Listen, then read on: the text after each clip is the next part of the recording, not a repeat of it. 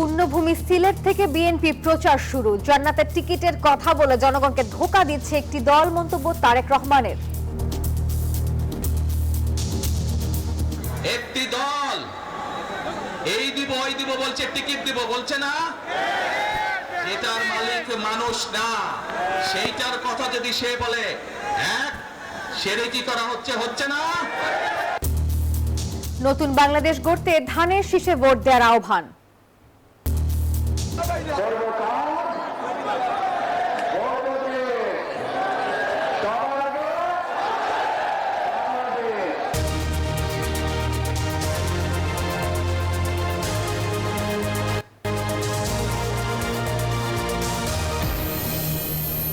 স্বাগত নিউজ 24 সংবাদে। আর পুরো সংবাদ জুড়ে আপনাদের সাথে আছি আমরা দুজন, আমি নাফিসা হক। দর্শকের সাথে আছি আমি সোহাগ বক্স। দর্শক, প্রধান শিরোনামগুলো দেখছিলেন।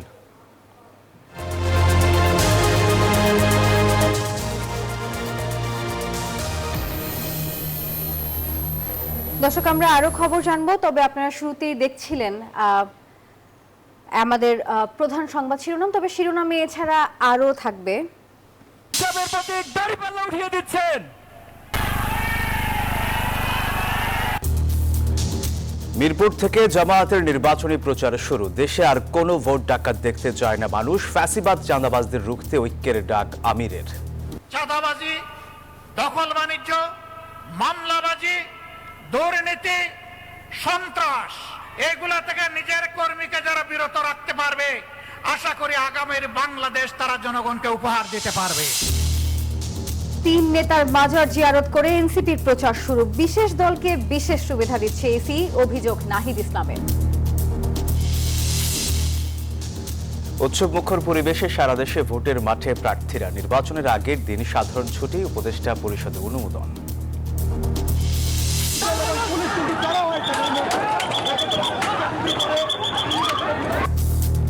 তুচ্ছ ঘটনাকে কেন্দ্র করে আবারও সংঘর্ষে ঢাকা এবং আইডিয়াল কলেজের শিক্ষার্থীরা। ধাওয়া পাল্টা ধাওয়া ও ইট পাটকেল নিক্ষেপ। গাজাকে সামরিক প্রভাবমুক্ত ও পুনর্নির্মাণের প্রত্যয় ট্রাম্পের। ইসরায়েলের আগ্রাসন প্রবণতায় শান্তি অসম্ভব বলছেন বিশেষজ্ঞরা। এবং ভারতে টি-20 বিশ্বকাপ বয়কট বাংলাদেশের। ভেন্যু পরিবর্তন করলেই খেলবে। ক্রিকেটারদের সঙ্গে ক্রীড়া উপদেষ্টার বৈঠকে সিদ্ধান্ত। দর্শক, দেখছিলেন বিআরবি কেবল সংবাদ শিরোনামগুলো। এবার যাচ্ছি পুরো খবরে। দেশের উন্নয়ন ও অগ্রগতির জন্য ধানের শীষে ভোট চাইলেন বিএনপি চেয়ারম্যান তারেক রহমান। বৃহস্পতিবার সিলেটে আলিয়া মাদ্রাসা মাঠে প্রথম নির্বাচনী সমাবেশ করেছেন তিনি বলেন, একটি দল জান্নাতের টিকিট দেওয়ার কথা বলে জনগণকে ঠকাচ্ছে। সেই সঙ্গে আরো বলেছেন, গণতন্ত্রের বিপক্ষে শক্তি দেশে আবার ষড়যন্ত্র শুরু করেছে। সিলেটের পর আরো কয়েকটি জেলায় সমাবেশে বক্তব্য রাখবেন তারেক রহমান।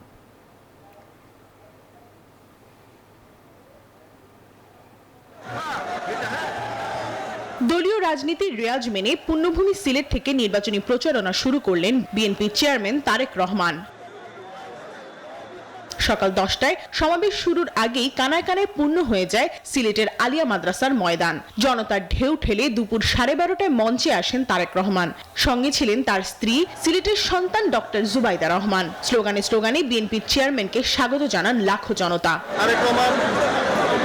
বিএনপির চেয়ারম্যান বলেন, একটি দল মিথ্যে কথা বলে মানুষকে ঠকাচ্ছে, মানুষকে জান্নাতের টিকিট দিবে বলে প্রতারণা করছে। একটি দল এই দিব ওই দিব বলছে, টিকিট দিব বলছে না, এটার মালিক মানুষ না। দেশে একটি গোষ্ঠী নতুন করে ষড়যন্ত্র শুরু করছে বলে অভিযোগ করেন তারেক রহমান। যে কোনো চক্রান্তের বিরুদ্ধে রুখে দাঁড়ানোর আহ্বান জানান তিনি। যারা এই দেশ থেকে পালিয়ে গেছে, তারা যেভাবে আপনাদের ভোট ডাকাতি করেছিল, ঠিক একইভাবে আবার সেই ষড়যন্ত্র শুরু হয়েছে। বিএনপি সরকার গঠিত হলে আমরা নবী করিম সাল্লাল্লাহু আলাইহি ওয়াসাল্লামের ন্যায়পরায়ণতার ভিত্তিতে ইনশাআল্লাহ দেশকে পরিচালনা করব। এ সময় আগামী নির্বাচনে ধানের শীষকে বিজয়ী করতে সিলেটবাসীর সহযোগিতা কামনা করেন তারেক রহমান। পরে সিলেট থেকে মৌলভীবাজারের শেরপুর আইনপুরের মাঠে জনসভার উদ্দেশ্যে রওনা করেন তিনি। পথের দুপাশে দাঁড়িয়ে তাকে শুভেচ্ছা জানান বিপুল সংখ্যক মানুষ। বিকেল 3টা নাগাদ সমাবেশের মঞ্চে পৌঁছান তারেক রহমান। বিএনপির দেশ গড়ার নানা পরিকল্পনা তুলে ধরে ধানের শীষকে বিজয়ী করার আহ্বান জানান তিনি। আমরা সেই কাজ খাল খনন করতে চাই। কে কে চান খাল খনন করব? সবাই চান খাল খনন করব। শেরপুর থেকে সরাসরি হবিগঞ্জের শায়েস্তাগঞ্জ মাঠে জনসভায় যোগ দেন বিএনপির এই কাণ্ডারি। নামাজ শেষে হবিগঞ্জ জেলার 4টি আসনে বিএনপির প্রার্থীকে পরিচয় করিয়ে দেন তারেক রহমান। বলেন, বিএনপি যখনই রাষ্ট্র ক্ষমতায় ছিল তখনই দেশের মানুষের কল্যাণ হয়েছে।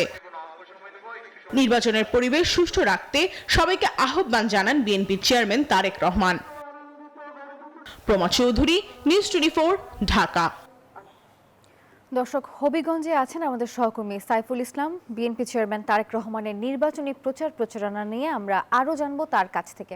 যুক্ত হব সাইফুলের সঙ্গে। সাইফুল, নিশ্চয়ই শুনতে পাচ্ছেন আমাকে, জানাবেন বিএনপি প্রধানের আর কি কর্মসূচি আজকে রয়েছে এবং বিস্তারিত।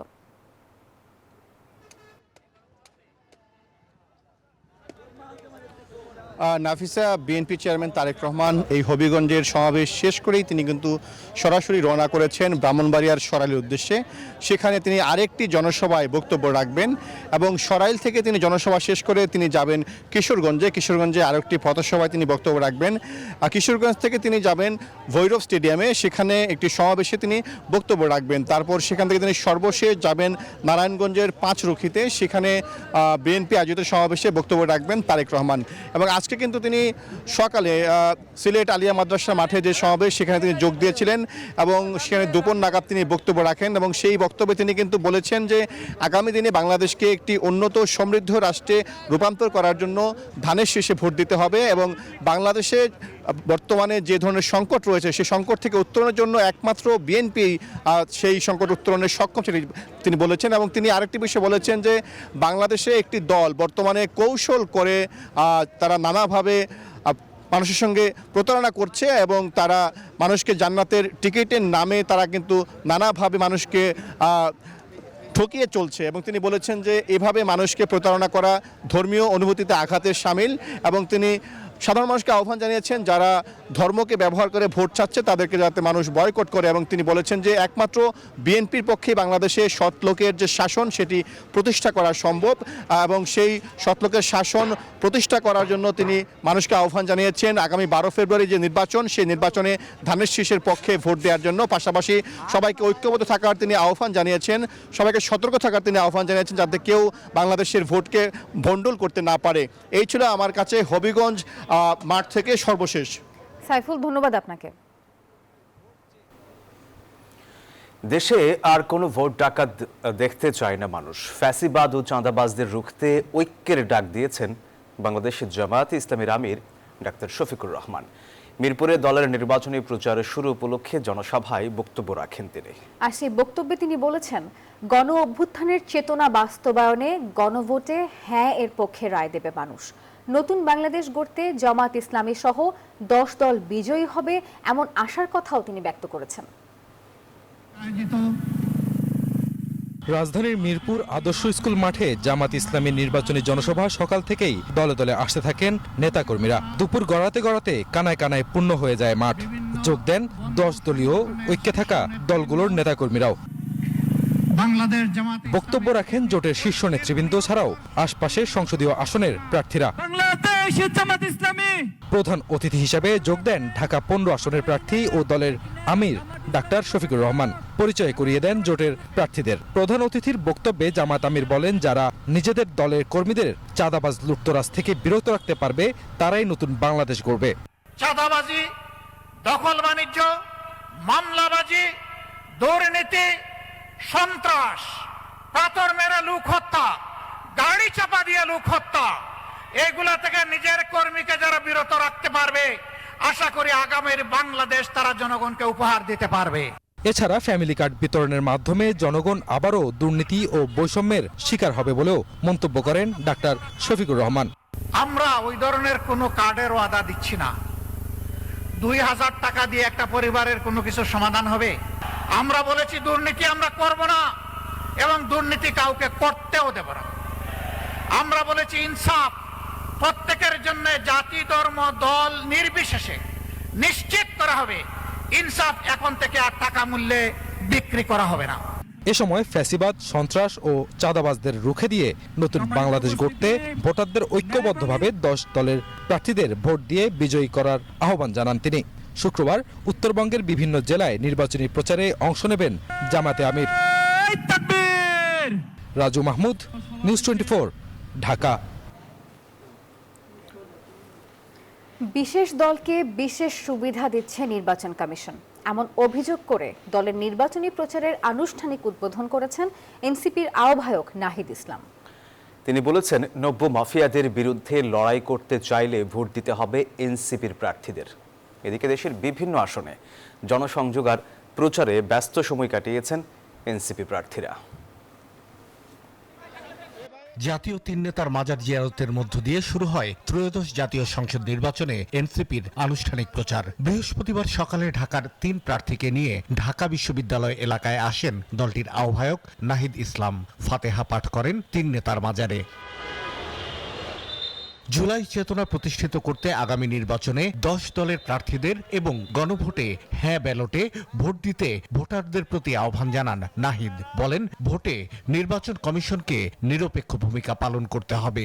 নির্বাচন কমিশন নিরপেক্ষ আচরণ করছে না, এটা আমরা বিভিন্ন সময় বলে এসেছি। তারা একটি বিশেষ দলকে বিশেষ ধরনের সুবিধা দিচ্ছে। এই যে গত কয়েকদিন নির্বাচনী প্রচারণার নিয়ম না থাকলেও তারা নির্বাচনী প্রচারণা করেছে, অন্যদিকে গণভোটের পক্ষে প্রচারণা করতে যেয়ে আমাদেরকে নির্বাচন কমিশন শোকজ নোটিশ দিয়েছে।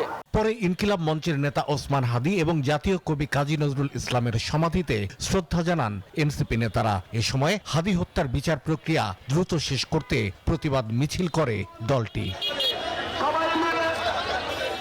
ভোট চাইতে ভোটারদের দুয়ারে দুয়ারে ছুটেছেন দলের সদস্য সচিব আখতার হোসেনও। নিজ নির্বাচনী অঞ্চল রংপুর 4-এর কাউনিয়া এলাকায় ভোটারদের সঙ্গে মতবিনিময় করে নিজের নির্বাচনী প্রতিশ্রুতি তুলে ধরেন এই নেতা। অনেকগুলো জায়গাতেই পেশি শক্তির যে রাজনীতি, সেটার মহড়া শুরু হওয়ার দিকে অগ্রসর হচ্ছে। সেই জায়গাটাতে একটা আশঙ্কার জায়গা রয়েছে এবং আমরা মনে করি যে আইনশৃঙ্খলা বাহিনীকে ঢেলে সাজানো এবং এই সময়টাতে সেনাবাহিনীকে একটা কার্যকর ভূমিকা আমরা দেখতে চাই। ভোট চাইতে নিজ আসন পঞ্চগড় 1-এ ভোটারদের বাড়ি বাড়ি গিয়েছেন এনসিপির মুখ্য সংগঠক সার্জিস আলমও। জানিয়েছেন এই আসন নিয়ে তার পরিকল্পনার কথা। যারা জনবিমুখ মানুষ, এই সকল মানুষ যারা জনগণের ভোগান্তির কারণ, তাদের সবাইকে এবার মানুষ বয়কট করবে। পঞ্চগড় 1 আসন থেকে শুক্রবার নির্বাচনী সফর শুরু করবেন জামায়াত আমির ডাক্তার শফিকুর রহমান। 10 দলীয় জোটে এই আসনের প্রার্থী এনসিপির সার্জিস আলম। শাহ আলী জয়, নিউজ 24, ঢাকা। জাতীয় সংসদ নির্বাচনে সারা দেশে উৎসব মুখর পরিবেশে নির্বাচনী প্রচারণা শুরু করেছেন বিএনপি, জামায়াত সহ বিভিন্ন দলের প্রার্থীরা। আর এবারই প্রথম প্রচারণায় পোস্টার ব্যবহারের উপর সম্পূর্ণ নিষেধাজ্ঞা জারি করা হয়েছে, যার ফলে ডিজিটাল প্রচারণা এবং সরাসরি গণসংযোগের উপরই জোর দিচ্ছেন প্রার্থীরা। আর তারা দিচ্ছেন এখন নানা ধরনের প্রতিশ্রুতি। তবে ভোটাররা চান সৎ এবং যোগ্য প্রার্থীকেই এবারে বেছে নিতে। বৃহস্পতিবার সকাল থেকে উৎসব মুখর পরিবেশে প্রার্থীরা নেমে পড়েন প্রচারণা ও গণসংযোগে। ভোটারদের দাঁড়ে দাঁড়িয়ে গিয়ে দেন নানা প্রতিশ্রুতিও।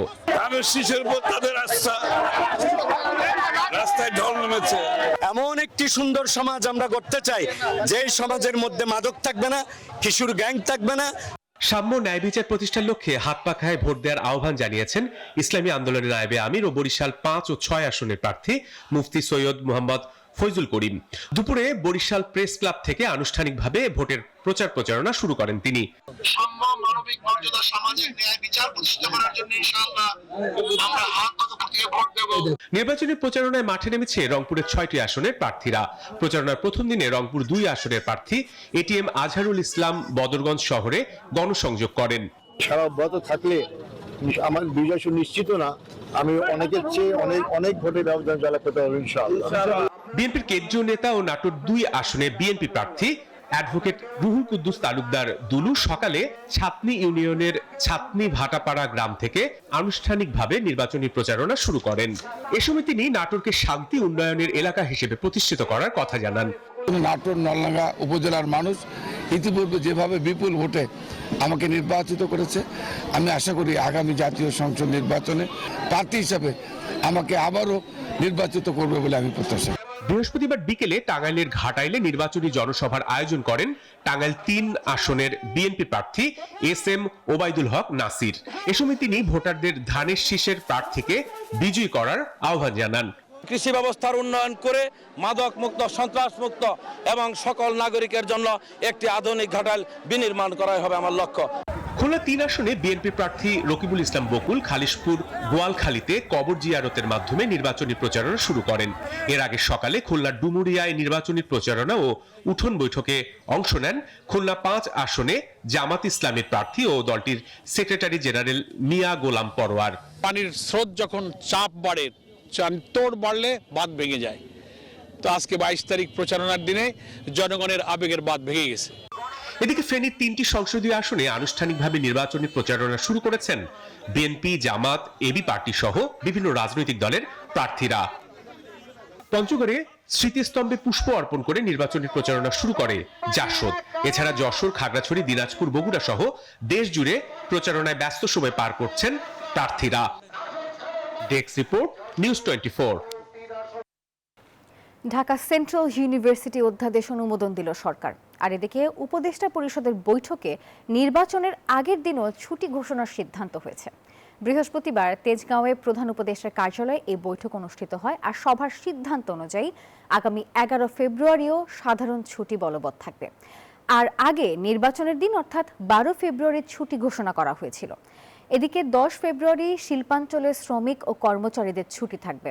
বিকেলে ফরেন সার্ভিস একাডেমিতে এসব কথা জানিয়েছেন সরকার প্রধানের প্রেস সচিব। আসলে 3 দিন, ভোটের দিন ফেব্রুয়ারি 12 পুরোপুরি ছুটি অলরেডি ডিক্লেয়ার করা হয়েছে। আর হচ্ছে ফেব্রুয়ারি 11 বুধবার সাধারণ ছুটি সবার জন্য প্রযোজ্য। আর 10 তারিখ শুধুমাত্র শিল্পাঞ্চলের শ্রমিক ভাই বোনদের জন্য এটা ছুটি। তুচ্ছ ঘটনাকে কেন্দ্র করে আবারও সংঘর্ষে জড়ালো ঢাকা এবং আইডিয়াল কলেজের শিক্ষার্থীরা। দুপুরে সায়েন্স ল্যাব মোড়ে এই ঘটনা ঘটে। আর এ সময় লাঠি নিয়ে দুপক্ষের মধ্যে ঘটে ধাওয়া পাল্টা ধাওয়া। একে অপরকে লক্ষ্য করে ছড়ে ইটপাটকেল। পরিস্থিতি নিয়ন্ত্রণে লাঠি চার্জ করে পুলিশ, নিক্ষেপ করা হয় টিয়ার শেল। প্রত্যক্ষদর্শীরা জানান, 2 কলেজের শিক্ষার্থীদের মধ্যে প্রথমে বাক বিতণ্ডা শুরুর পর অল্প সময়ের মধ্যেই তা সংঘর্ষের রূপ নেয়। এতে ওই এলাকায় উত্তেজনা ছড়িয়ে পড়ে এবং সড়কে যান চলাচল সাময়িকভাবে বন্ধ থাকে।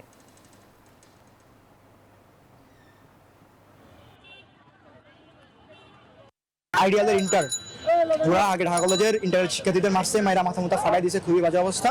সব পার্সোনাল ঝগড়ারে সামষ্টিক ঝগড়ায় কনভার্ট করে, আর প্রাতিষ্ঠানিক ঝগড়ায় রূপ নেয় পরে। ওদের ব্যক্তিগত পার্সোনাল ইস্যুটা ওরা হচ্ছে যখন ওইটা সার্কেলের ভিতর চলে গেছে, সার্কেলের পরবর্তীতে ওটা বের হয়ে ওটা ক্যাম্পাস কেন্দ্রে নিয়ে আসছে। এবার জেরুসালেম নির্বাচনের পথে।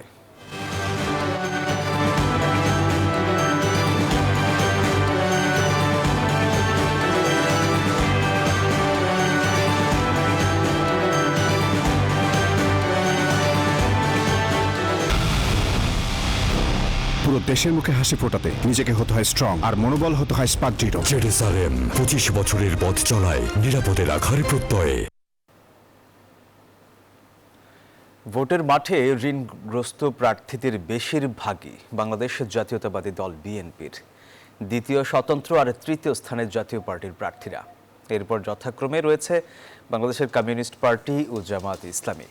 বৃহস্পতিবার প্রার্থীদের ইশতেহার নিয়ে এক সংবাদ সম্মেলনে এসব তথ্য তুলে ধরেছে ট্রান্সপারেন্সি ইন্টারন্যাশনাল বাংলাদেশ। টিআইবি বলছে, বিএনপির 59, স্বতন্ত্র 32, জাপা 26, সিপিবির 25 আর জামায়াতের 22% বেশি প্রার্থী ঋণগ্রস্ত।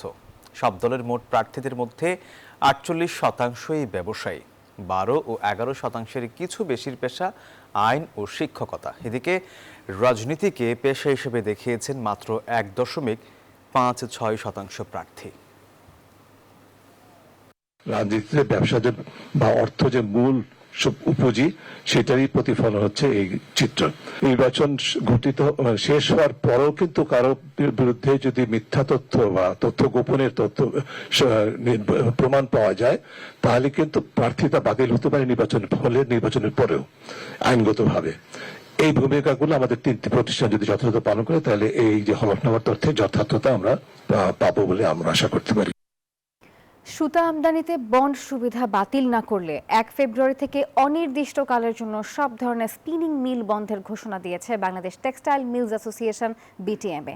বৃহস্পতিবার সংবাদ সম্মেলনে এই ঘোষণা দেন সংগঠনের নেতারা। তাদের দাবি, স্পিনিং মিল বন্ধ হলে তৈরি পোশাক খাত পুরোপুরি আমদানি নির্ভর হয়ে পড়বে, যা দেশের অর্থনীতি এবং কর্মসংস্থানের জন্য ভয়াবহ ঝুঁকি তৈরি করবে। চলমান সংকটে টিকে থাকতে না পেরে 7টি স্পিনিং মিল বন্ধ হয়ে গেছে। বাকি মিলগুলো চলছে 50% সক্ষমতায়। অবিকৃত পড়ে আছে প্রায় 12,500 কোটি টাকার সুতা, এমনটি জানিয়েছেন সংগঠনের নেতারা। 1 তারিখ থেকে আমরা সকল ফ্যাক্টরি বন্ধ করে দিব, আর আমাদের ব্যাংকের টাকা ফেরত দেওয়ার কোনো সিস্টেমই নাই, কোনো উপায়ও নাই। প্রতিনিয়ত যদি আমি 30 সেন্ট করে কেজিতে লস করি, আমার টাকা তো সংকুচিত হয়ে যাচ্ছে। আমার ফ্যাক্টরি বন্ধ করার ছাড়া কিচ্ছু নাই। আমাদের সমস্ত সম্পত্তি বিক্রি করে দিলেও আমরা ব্যাংকের দায় দেনা শোধ করতে পারবো না। গাজাকে সামরিক প্রভাবমুক্ত ও পুনর্নির্মাণে অঙ্গীকারবদ্ধ যুক্তরাষ্ট্র। বৃহস্পতিবার দাভোসে শান্তি বোর্ডের সনদ স্বাক্ষর অনুষ্ঠানে উদ্বোধনের পর এমন মন্তব্য করেন মার্কিন প্রেসিডেন্ট ডোনাল্ড ট্রাম্প। আর তিনি দাবি করেন, মধ্যপ্রাচ্যের শান্তি প্রতিষ্ঠার প্রচেষ্টায় 59টি দেশ জড়িত। শান্তি বোর্ডের সাফল্য নিয়েও তিনি আশাবাদী। তবে বিশেষজ্ঞরা বলছেন, ইসরায়েলের সামরিক আগ্রাসন প্রবণতার মধ্যে গাজায় শান্তি প্রতিষ্ঠা অসম্ভব। সুইজারল্যান্ডের দাভোসে এমন নীলাভ মঞ্চেই শান্তি পর্ষদের সনদ অনুষ্ঠানের উদ্বোধন করেন ডোনাল্ড ট্রাম্প। এরপরেই সনদে স্বাক্ষর করেন মার্কিন প্রেসিডেন্ট। বলেন, গাজাকে সামরিক প্রভাবমুক্ত ও পুনর্নির্মাণে অঙ্গীকারাবদ্ধ যুক্তরাষ্ট্র। দাবি করেন, মধ্যপ্রাচ্যে শান্তি প্রতিষ্ঠায় অন্তত 59টি দেশ জড়িত। দাভোসে স্বাক্ষর অনুষ্ঠানে 20 মিনিটের দেয়া বক্তব্যে শান্তি পর্ষদের সাফল্য নিয়েও আশাবাদ ব্যক্ত করেন মার্কিন প্রেসিডেন্ট। শান্তি বোর্ডের দুর্দান্ত শুরু হলো। আমরা গাজায় খুব সফল। আমি বিশ্বাস করি সঠিক ব্যবস্থাপনায় গাজা একটি স্বর্ণভূমি হতে পারে। তবে ইসরায়েলের বসতি স্থাপন ও সামরিক হামলার ক্রমবর্ধমান প্রবণতার মধ্যে দাভোস পশ্চিম তীরে স্বস্তি বয়ে আনবে না বলে মনে করেন বিশেষজ্ঞরা। যদি পশ্চিম তীর ও গাজায় ফিলিস্তিনিদের অবস্থা দেখেন, তাহলে দাভোসে এই স্বাক্ষর অনুষ্ঠানের কোনো অর্থ খুঁজে পাওয়া যাবে না। এই বোর্ডে ইসরায়েলের অন্তর্ভুক্তিতে সেই সম্ভাবনাও তছনছ হয়ে গেছে বলে মনে করেন তারা। আসমাতুলি, নিউজ 24। এবারে খেলার খবর।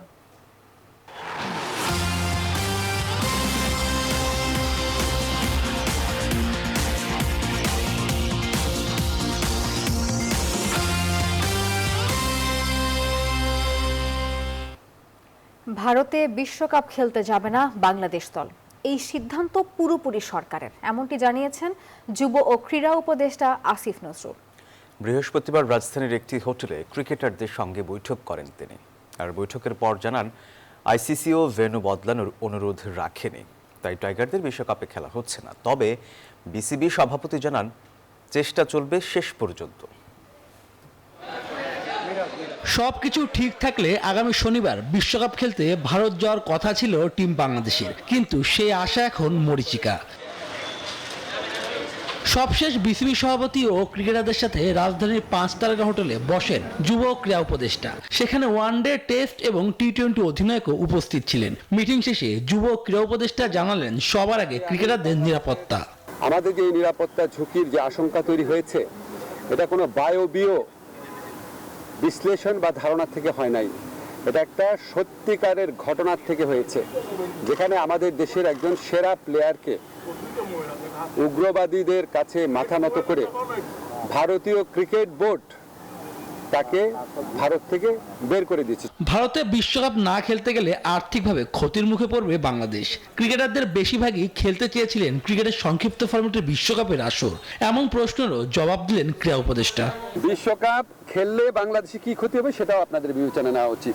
মাথা নত করে নিজের দেশের মানুষকে সিকিউরিটি রিস্কের মধ্যে ফেলে এই আঞ্চলিক রাজনৈতিক পরিস্থিতি বিবেচনা না করে একটা জেনুইন রিস্কের মধ্যে নিজের দেশের শুধু খেলোয়াড় না, দর্শক এবং সাংবাদিকদেরকে ঠেলে দিলে কি ক্ষতি হতে পারে সেটাও আপনাদের সবার বিবেচনা নেওয়া উচিত। এদিকে বিসিবি সভাপতি দায় দেখছেন আয়োজক দেশ ভারতের। তবে বিশ্বকাপের আগ পর্যন্ত চেষ্টা চালিয়ে যাওয়ার কথা বলেছেন তিনি। বিশ্ব ক্রিকেটের পপুলারিটি কমে যাচ্ছে, সেখানে বাংলাদেশের মতো দেশ যদি বাংলাদেশের মতো একটা ক্রিকেট লাভিং কান্ট্রি যদি মিস করে, আইসিসি বড় একটা মিস করবে। বিশ্বকাপে বাংলাদেশের জায়গায় সুযোগ পেতে যাচ্ছে স্কটল্যান্ড। টি-20 বিশ্বকাপ খেলতে আগামী সপ্তাহে ভারতের উদ্দেশ্যে রওনা দেওয়ার কথা ছিল টাইগারদের, কিন্তু ভারত এবং বাংলাদেশের সম্পর্কে শেষ পর্যন্ত বিশ্বকাপের খেলা হচ্ছে না বাংলার ছেলেদের। ক্রিকেটারদের সঙ্গে বসেছিলেন যুব ক্রীড়া উপদেষ্টা, সেখানেও মেলেনি সমাধান। শুভ দেবনাথ, নিউজ 24, ঢাকা। দর্শক, আর এই ছিল নিউজ 24 সংবাদের এখনকার আয়োজনে। এতক্ষণ সাথে থাকার জন্য ধন্যবাদ সবাইকে।